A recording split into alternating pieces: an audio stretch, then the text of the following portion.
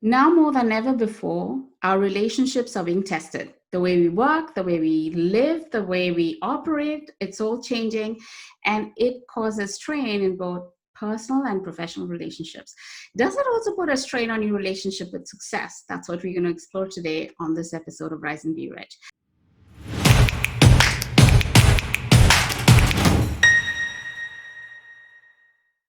Hi, everyone. Welcome to Rise and Be Rich, a high growth marketing platform for coaches, consultants, and wellness service businesses.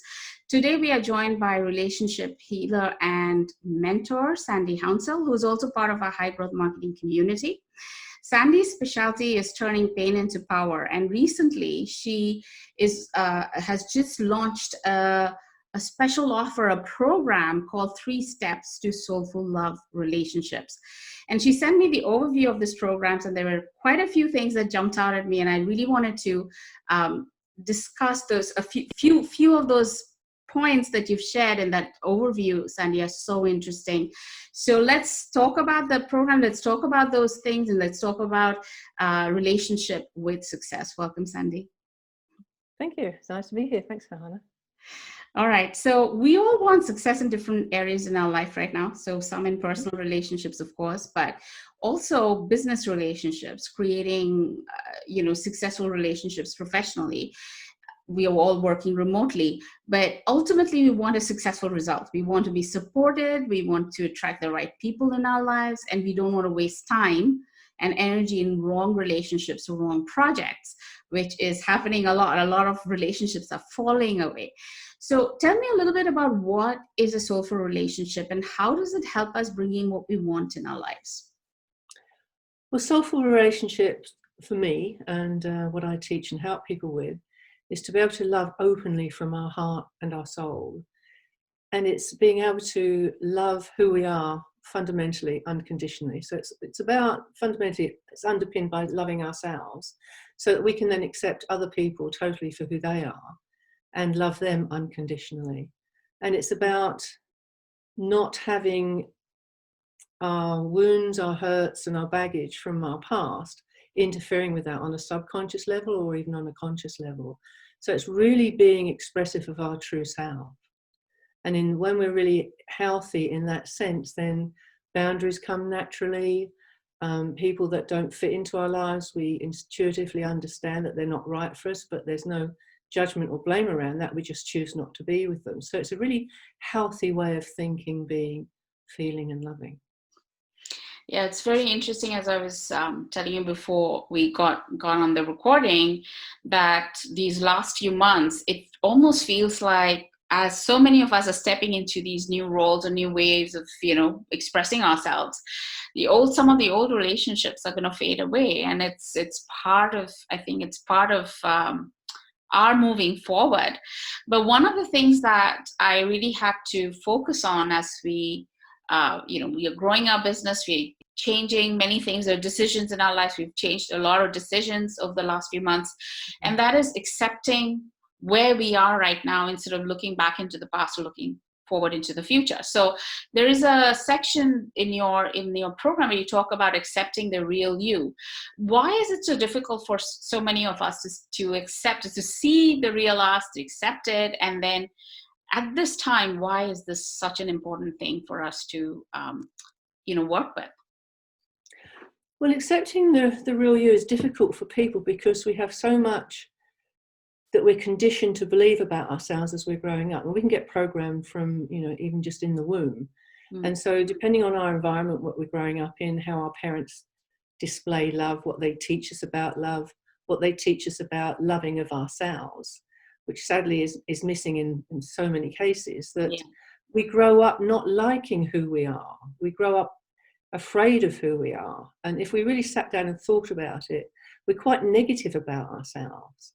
And even sometimes when we think, we feel good about ourselves, if you delve deep down inside, there's going to be some belief systems or negative thoughts or fears about who we are. And we don't really find those out until we step up into something new, or we want to go and branch out into somewhere, or we come into a new relationship, or we take on a new career, we start our own business. And then we realize that we've got a lot of blocks or fears around it.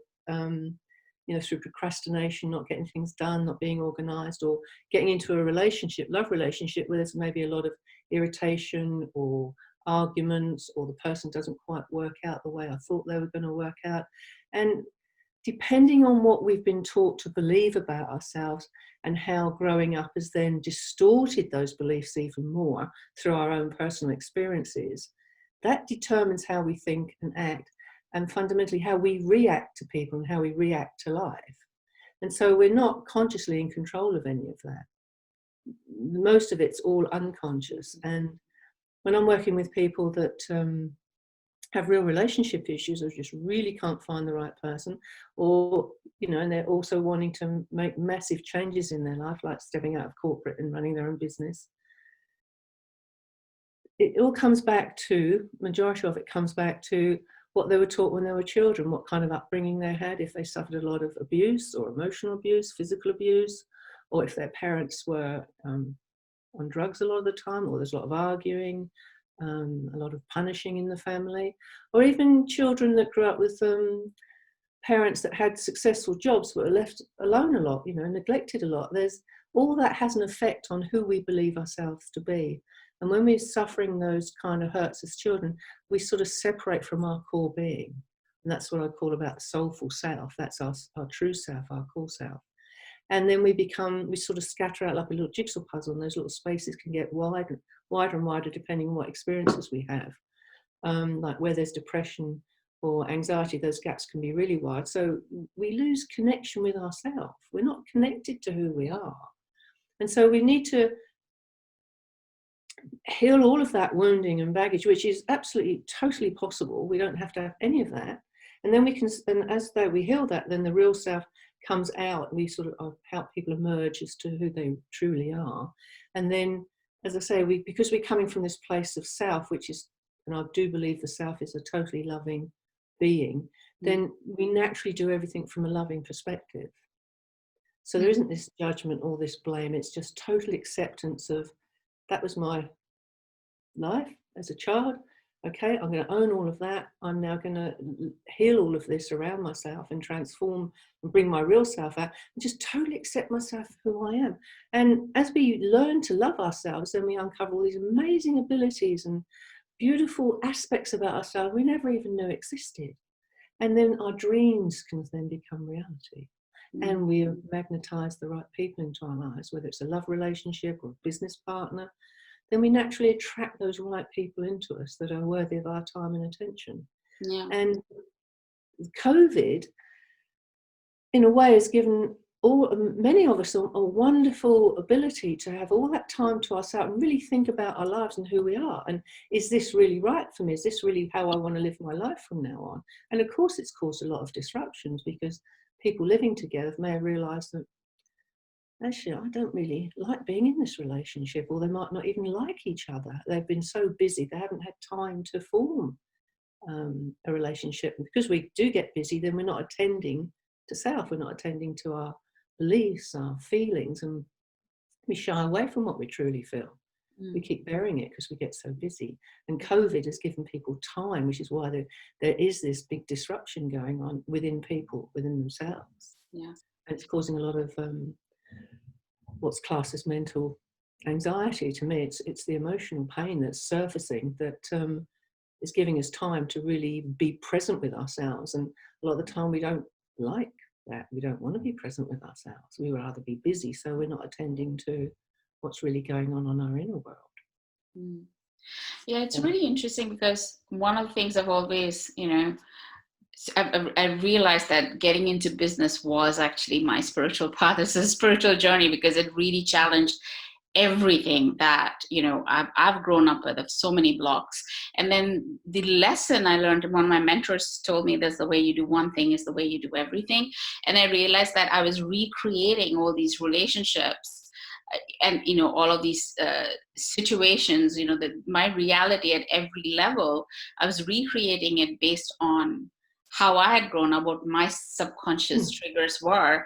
And it was fascinating when I started seeing the patterns between, my work relationships, my business relationships, my personal relationships. And at this time, yes, it's given us, for a lot of us who've actually taken that space to be present, it's given us that space to sort of reevaluate. But then also there's a lot of people, as you said, who are in that anxiety mode. They Yeah. feel challenged at this time, and they want the change. They want to change their reality. They want to do, have a meaningful life, have a they have this vision of this is how my best life should be.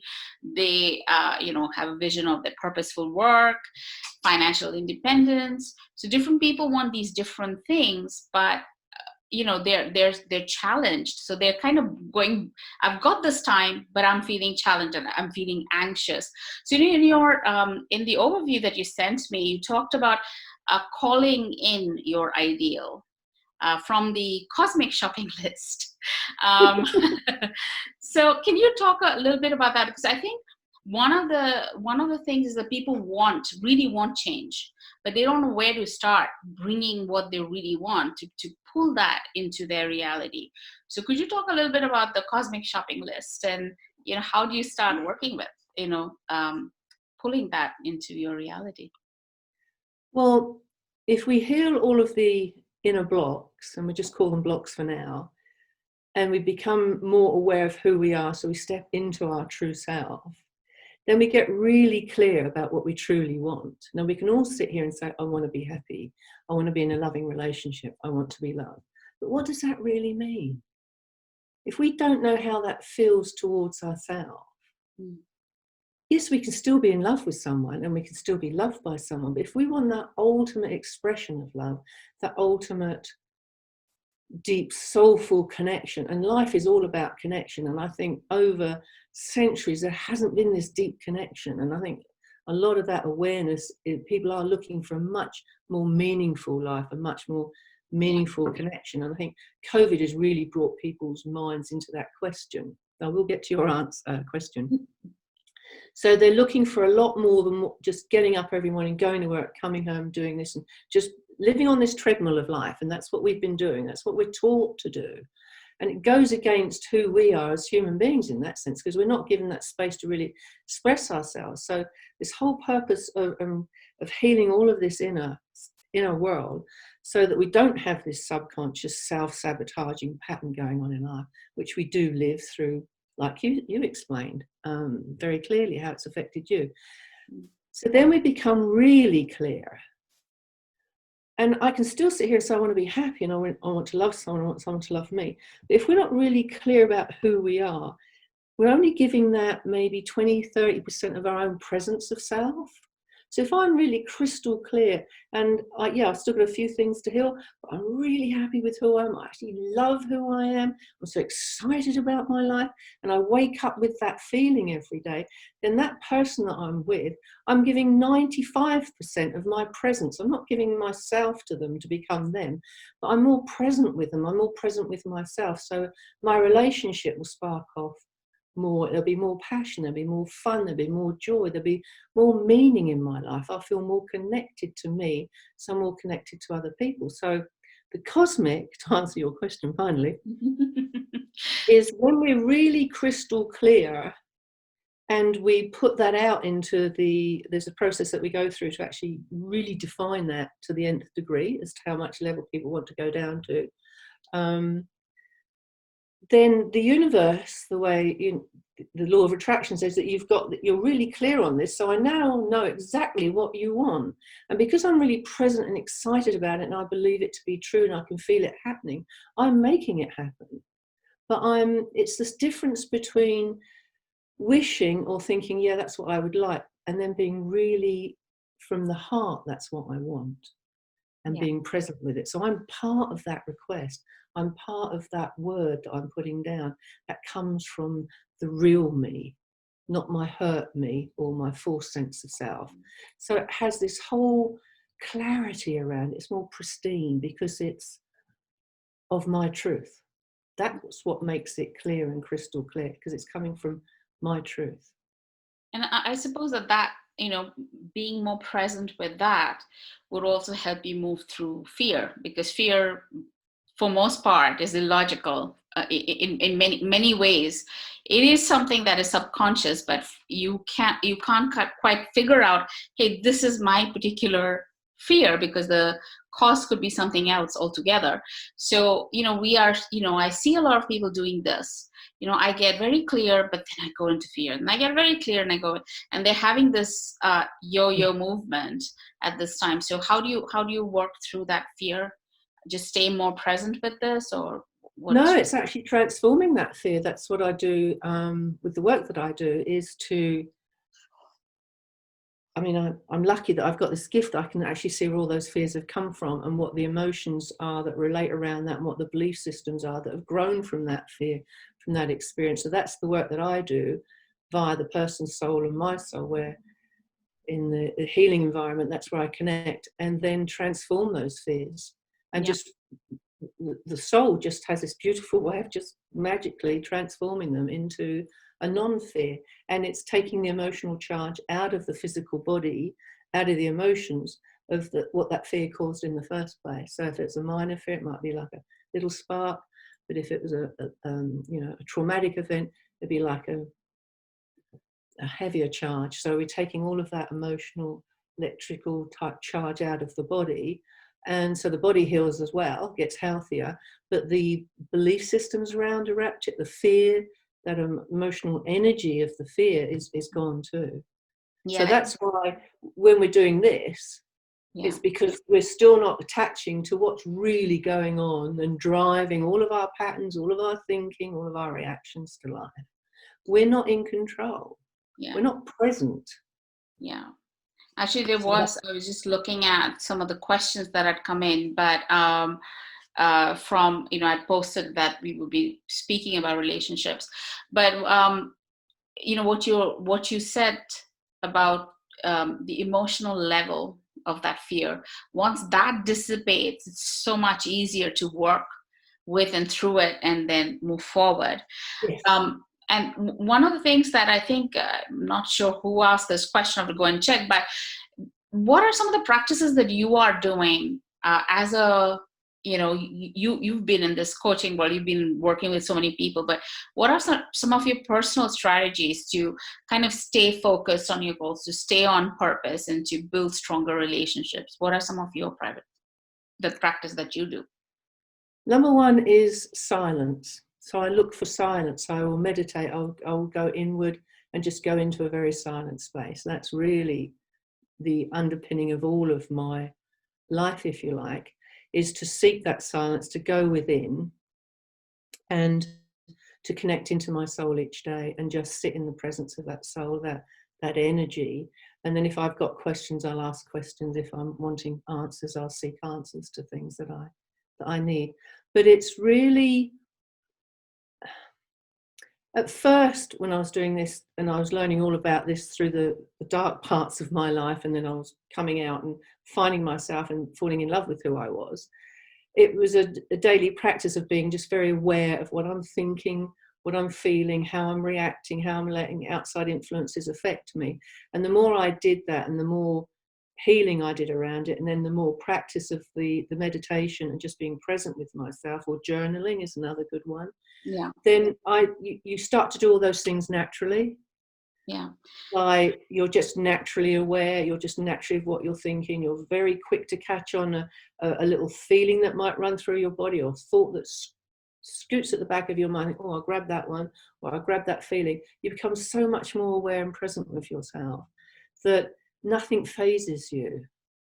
There is no fear. There's natural fear of torrential rain or fire or someone drunk driving a car, but there's not this unnatural fear. No, I mean, you just stay calm and peaceful. Yeah. Most of the time. Yeah. Beautiful.